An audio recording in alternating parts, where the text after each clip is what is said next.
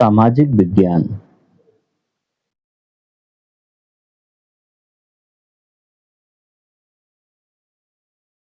विज्ञान के प्यारे छात्रों और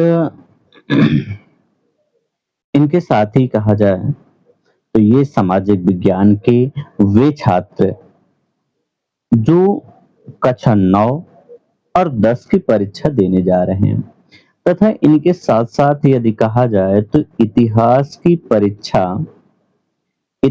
की परीक्षा देने जा रहे 11 और 12 के प्रिय छात्रों, आज हम लोग चर्चा करेंगे आपके टाइम लाइन के प्रश्न,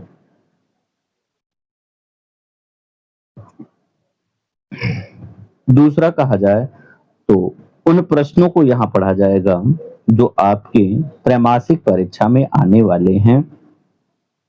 एक तो टाइमलाइन के, दूसरे यदि कहा जाए तो दूसरे वो जो आपके मानचित्र में आने वाले हैं, जो आपके मानचित्र में आने वाले हैं। तो इनको आज हम लोग इस वीडियो में पढ़ेंगे। इसके साथ-साथ कक्षा 9 कक्षा 9th का model paper model paper second यानी दूसरे मॉडल पेपर की भी चर्चा की जाएगी। आप सभी चैनल पे आए, चैनल को आप सब्सक्राइब कर लीजिएगा। चैनल आप लोग सब्सक्राइब कर लीजिएगा और चैनल आप आशीष तिवारीपुर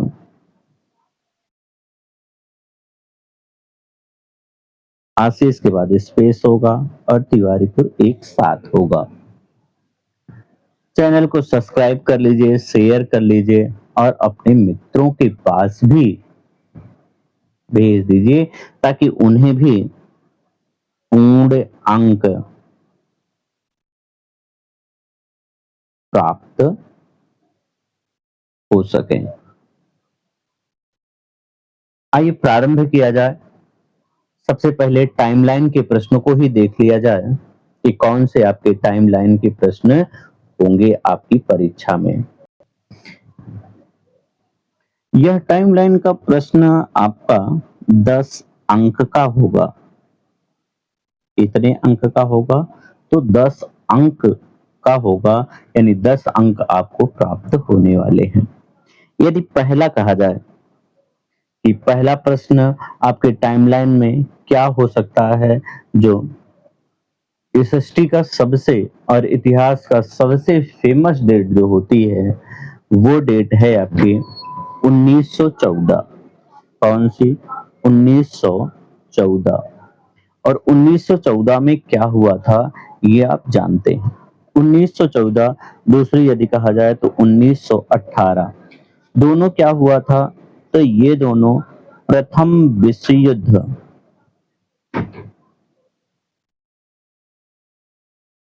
प्रथम विश्व युद्ध से संबंधित हैं। यहाँ प्रथम विश्व युद्ध प्रारंभ हुआ था और यहाँ प्रथम विश्व युद्ध समाप्त हुआ था। प्यारे बच्चों, यदि दूसरी डेट कही जाए तो दूसरा आपका 1939 से 1945। यह डेट यदि कहा जाए तो यह द्वितीय विश्व युद्ध था। द्वितीय विश्व युद्ध था और ये आपकी परीक्षा में पूछा जाता है। इसके बाद यदि कहा जाए कि अन्य कौन से हैं तो आपकी आपसे पूछा जाएगा 1789। तो 1789 में क्या हुआ था? तो आपको लिखना है फ्रांसीसी क्रांति। फ्रांसीसी क्रांति। प्यारे बच्चों, यहीं पे आपको एक चीज़ और समझ लेना चाहिए कि यदि 1789 आता है तब भी आपको फ्रांसीसी क्रांति दिखानी है, या फिर आप ये ना दिखा करके आप दिखा सकते हैं कि बास्तील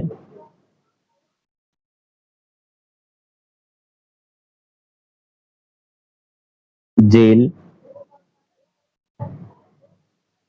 का पतन,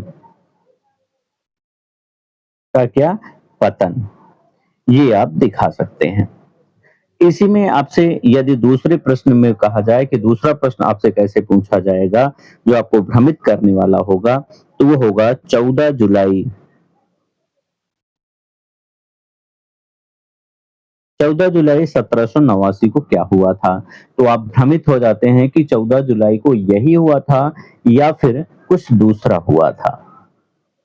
दूसरी डेट यदि आपसे कहा जाए तो 1191 आपसे पूछी जा सकती है। 1191 और 1192, ये दोनों डेटें आपसे पूछी जा सकती हैं, और ये दोनों डेटें, ये प्रथम युद्ध है, ये दूसरा युद्ध है, कहाँ का? तराइन का। तराइन का युद्ध है। इस तराइन के युद्ध में यदि आपसे कभी ये पूछ लिया गया कि किसके बीच युद्ध हुआ था, तो तराइन के प्रथम युद्ध में किसका युद्ध हुआ था? आप कमेंट करके बताइएगा। अगला युद्ध कहा जाए तो 1194 में क्या हुआ था? तो चंदावर का युद्ध हुआ था। ऐसे कई युद्ध हैं जिनके बारे में आपको पढ़ना है। ऐसे कई टाइमलाइन के प्रश्न आपके समझ से आएंगे। दूसरी बात रही कि मानचित्र में, यानी मानचित्र में आपसे कौन से प्रश्न पूछे जाएंगे, तो मानचित्र यदि में कहा जाए तो त्रैमासिक, यानी यह जो आपकी यह जो आपकी त्रैमासिक परीक्षा है, इसमें साधारण प्रश्न ही आपसे पूछे जाएंगे। मानचित्र से संबंधित जो प्रश्न होगा और आपकी परीक्षा में आएगा ना, वो आपसे साधारण प्रश्न पूछे जाएंगे। जैसे यदि कहा जाए तो आपसे पूछा जाएगा कि वह स्थान वह स्थान जहां ताजमहल ताजमहल स्थित है ना, फिर तो आपसे पूछा जा सकता है कि वह स्थान जहां उत्तर प्रदेश, यानी यूपी की राजधानी यूपी की राजधानी है। हाँ, इसके साथ-साथ आपसे पूछी जा सकती है कि भारत की राजधानी, हाँ, इसके साथ-साथ आपसे पूछा जा सकता है कि वह स्थान जहाँ भगवान राम का जन्म हुआ भगवान राम का जन्म हुआ। अगला आपसे प्रश्न पूछा जा सकता है कि नदियों का संगम वह स्थान जहाँ नदियों का संगम है। फिर आपसे पूछा जा सकता है कि वह स्थान जहाँ जहाँ उच्च न्यायालय जहाँ उच्च न्यायालय उच्च न्यायालय स्थित है ना। ऐसे कई प्रश्न आपसे पूछे जा सकते हैं। आपकी परीक्षा में ऐसे कई प्रश्न आपसे पूछे जा सकते हैं। जैसे अगला यदि प्रश्न कहा जाए तो वह स्थान जहाँ महावीर स्वामी का जन्म हुआ ना, वह स्थान जहाँ गौतम बुद्ध गौतम बुद्ध का जन्म गौतम बुद्ध का जन्म हुआ। ऐसे कई प्रश्न आपसे पूछे जा सकते हैं। तो त्रैमासिक परीक्षा में इससे ज्यादा मानचित्र से संबंधित प्रश्न आपसे अभी पूछे नहीं जाएंगे। यदि आप इतना तैयार कर लेते हैं तो मानचित्र से मिलने वाले जो 10 अंक हैं वो आपको प्राप्त हो जाएंगे। इसके पश्चात रही आपकी आपके प्रश्नों की बात, तो आपके कौन-कौन से प्रश्न आपकी परीक्षा में पूछे जा सकते हैं? तो आपकी परीक्षा में जो प्रश्न पूछे जा सकते हैं, उनमें उनमें दीर्घ में यदि कहा जाए, तो दीर्घ प्रश्नों में सबसे पहले आपसे पूछा जा सकता है कि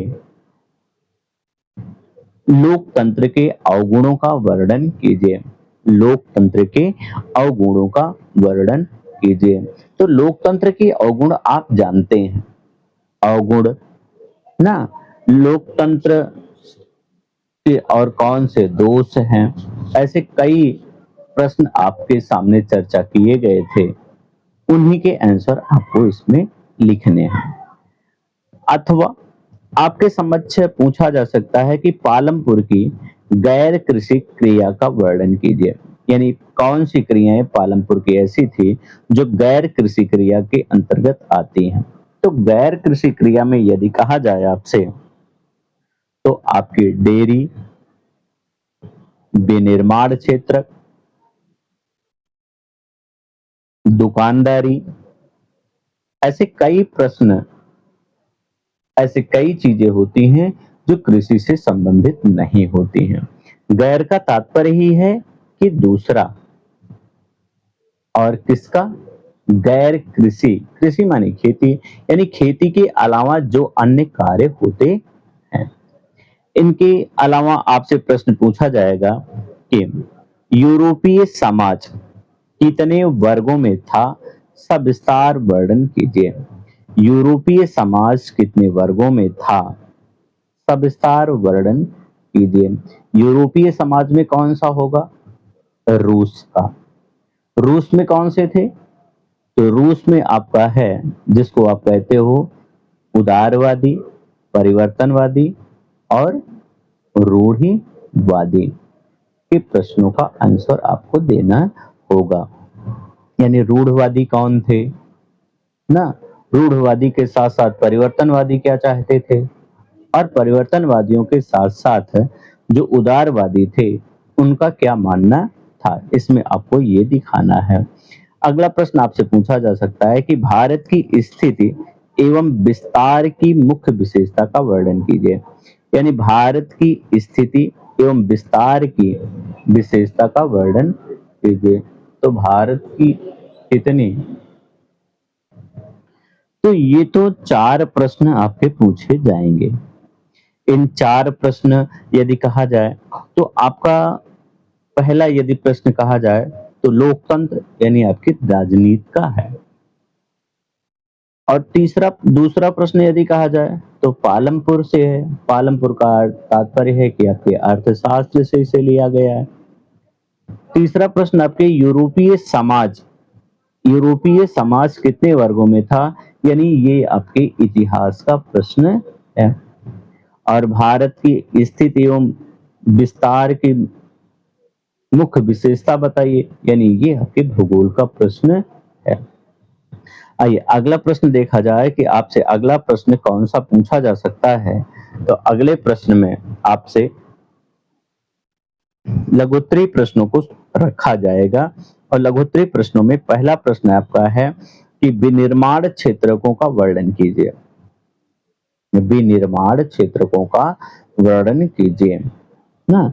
दूसरा प्रश्न आपसे पूछा जाएगा कि फ्रांसीसी समाज कितने वर्गों में था, यानी जो फ्रांस का समाज था वो कितने वर्गों में था।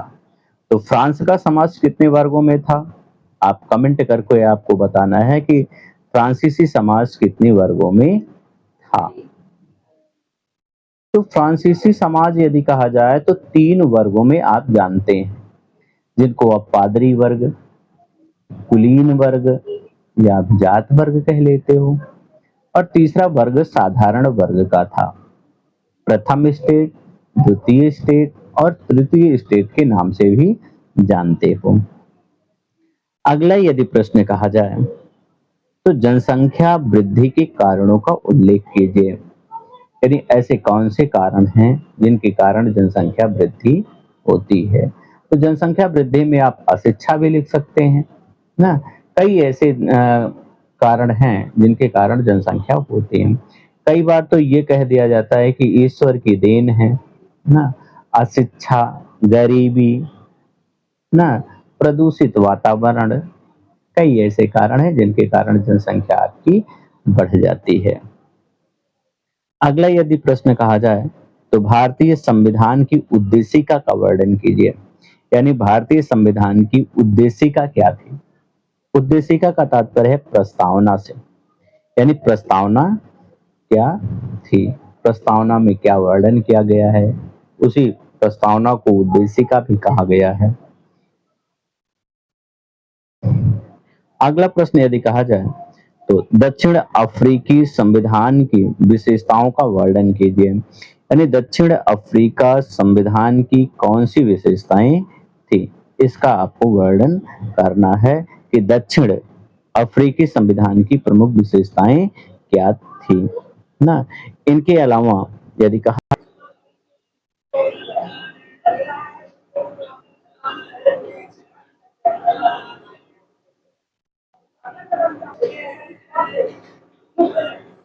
ये वाला हाथ नहीं कर रहा, ये वाला करता है।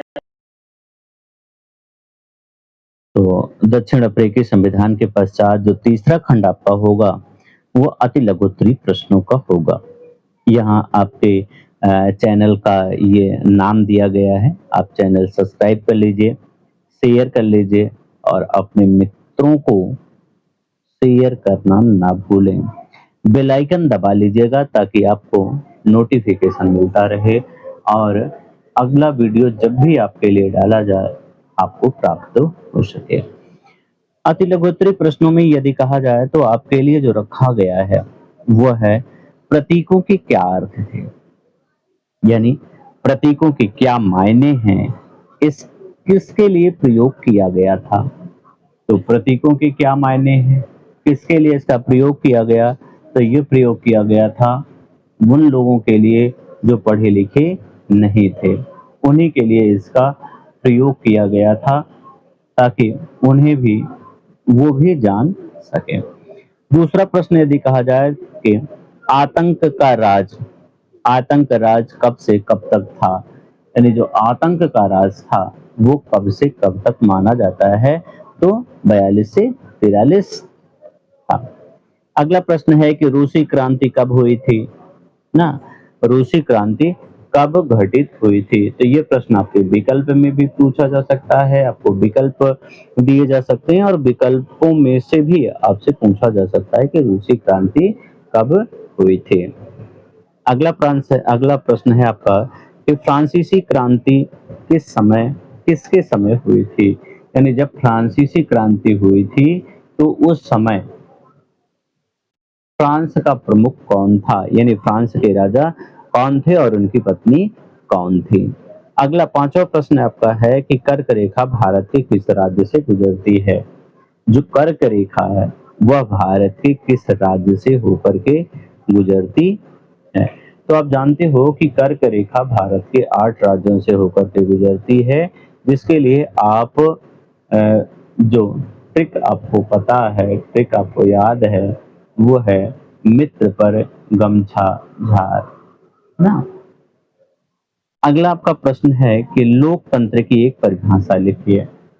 तो लोकतंत्र की सर्वाधिक प्रशंसनीय परिभाषा यदि कहा जाए तो अब्राहम लिंकन की आप जानते हो, जिसमें जिसमें आपसे पूछा जाता है कि जनता के लिए जनता का शासन ना। तो जनता के लिए शासन यदि किसी ने कहा है तो अब्राहम लिंकन थे, ये उन्हीं के वाक्य थे। अगला प्रश्न है कि दक्षिण अफ्रीका तथा भारतीय संविधान के निर्माण में कितने वर्षों का अंतर था ना। तो दक्षिण अफ्रीका का संविधान यदि कहा जाए तो लगभग 2 वर्ष में था और भारतीय संविधान यदि कहा जाए तो लगभग 3 वर्ष था। तो भारतीय संविधान को यदि दक्षिण अफ्रीका के संविधान से आप घटाते हैं तो 3 में से 2 आप जब घटाएंगे तो आपका 1 वर्ष हो जाएगा और यही आपका आंसर होगा, 1 वर्ष। अगला आपका प्रश्न है अगला आपका प्रश्न है जो आपके में पूछा जाएगा। अगला प्रश्न आपसे पूछा जाएगा कि मेरी एंटोइनेट कौन थी, यानी मेरी एंटोइनेट कौन थी? तो आप जानते हो कि लुई 16वां की पत्नी थी। कहाँ लुई 16वां कहाँ के थे? फ्रांसीसी समाज के। अगला है रूस की क्रांति कब हुई थी? पालमपुर में कितने विद्यालय थे? तो पालमपुर में कहा जाए तो कुल 3 विद्यालय थे। एक हाई स्कूल विद्यालय था, 2 अन्य विद्यालय थे। तो कुल मिलाकर के कितने हो जाएंगे? 3। कर्क रेखा किन राज्यों से होकर के गुजरती है? तो कर्क रेखा, ये आप जानते हो कि कर्क रेखा भारत के 8 राज्यों से होकर के गुजरती है ना। भारत में मतदान की आयु पहले कितनी थी? तो भारत में मतदान की आयु पहले 21 वर्ष थी, वर्तमान में कितनी है? 18 वर्ष ना। तो यदि आपसे पहले पूछी जाए कि मतदान की आयु पहले कितनी थी, तो आपको 18 वर्ष 18 तो वर्तमान है, 21 वर्ष पहले थी। तो आपको आंसर 21 ही लिखना है। यदि आपसे विकल्पीय प्रश्नों की बात कही जाए कि बहुविकल्पीय आपके प्रश्न कौन होंगे, तो पहला प्रश्न आपका होगा कि टाइड क्या था? टाइड क्या था? तो टाइड क्या है? एक धार्मिक पर्व है। दूसरा है खूनी रविवार की घटना कब हुई थी? तो खूनी रविवार की घटना आप जानते हो कि कब हुई थी? 1905 या 1908? कमेंट करके बताइएगा। अगला है फ्रांसीसी क्रांति कब हुई थी? जो फ्रांसीसी क्रांति थी वह कब हुई थी? 1789 में, 1905 में, 1815 में या 1798 ईस्वी में?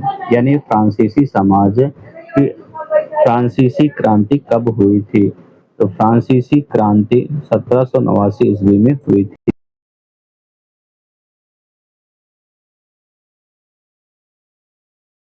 फ्रांसीसी क्रांति के बाद आपसे पूछा जाएगा कि कर्क रेखा किस राज्य से नहीं गुजरती है? तो कर्क रेखा में आपको बताना है कि उड़ीसा, त्रिपुरा, राजस्थान और छत्तीसगढ़ में किस राज्य से होकर के नहीं गुजरती है। अगला प्रश्न आपसे पूछा जाएगा कि वर्ष 1917 में रूस में कौन सी घटना हुई थी ना। तो आपसे प्रश्न पूछा जाएगा अक्टूबर की क्रांति थी या फ्रांसीसी क्रांति थी या दोनों क्रांति थी या इनमें से कोई नहीं, यानी वर्ष 1917 में कौन सी क्रांति हुई थी। अगला प्रश्न आपसे पूछा जाएगा कि सन 1917 में रूसी क्रांति का आरंभ कहाँ से हुआ? यानी 1917 में जो रूसी क्रांति हुई थी वह कहाँ से शुरुआत हुई थी ना। तो ये शुरुआत हुई थी, इसका आंसर आपको बता दे रहे हैं, पेट्रोग्राद से। अगला आपका है कि भारत के दक्षिण में पड़ोसी देश कौन सा है? यानी भारत का दक्षिणी पड़ोसी देश यदि कहा जाए तो कौन सा है, ये आपको बताना है। श्रीलंका है, म्यांमार है, चीन है या फिर पाकिस्तान? तो इसमें आंसर क्या हो जाएगा आपका? तो इसमें आंसर आपका हो जाएगा श्रीलंका। अगला प्रश्न है कि लोकतंत्र जनता का, जनता के लिए, जनता द्वारा शासन है, यह कथन किसका है? लोकतंत्र जनता का, जनता के लिए, जनता द्वारा शासन, कथन किसका है? तो यह कथन किसका है? अब्राहम लिंकन का है, लास्की का है, डायसी का है या ओब्राइस का है? तो कमेंट में बताना है कि यह किसका कथन है। अगला है कि चीन संसद का क्या नाम है? यानी जो चीन की संसद थी उसका क्या नाम है? राष्ट्रीय जन संसद, नई जन संसद या राष्ट्रीय जन सम्मेलन या राष्ट्रीय जन समिति? तो आपको बताना है कि कौन सी थी। और अगला है कि पालमपुर की गैर कृषि क्रिया नहीं है, यानी पालमपुर की गैर कृषि क्रिया नहीं है। तो यह प्रश्न आपका दो तरह से आपसे पूछा जा सकता है कि पालमपुर की गैर कृषि क्रिया है, और दूसरा प्रश्न आपसे पूछा जा सकता है कि पालमपुर की गैर कृषि क्रिया नहीं है। तो नहीं है, ये तो आपके तीनों विकल्प इसमें सही हो जाएंगे। यदि आपसे पूछा जाएगा कि पालमपुर की कृषि क्रिया है, तो आपका आंसर हो जाएगा खेती। तो प्यारे बच्चों, इस प्रकार की मॉडल पेपर प्राप्त करने के लिए, ताकि आपकी छमाही परीक्षा और आपकी वार्षिक परीक्षा में आपको प्राप्त हो सके, आपको चाहिए कि आप चैनल को सब्सक्राइब कर लीजिए, बेल आइकन दबा लीजिए और अपने प्यारे मित्रों को भी शेयर कर दीजिए, ताकि उन्हें भी इस प्रकार का वीडियो प्राप्त हो सके और परीक्षा में अच्छे अंक प्राप्त कर सकें।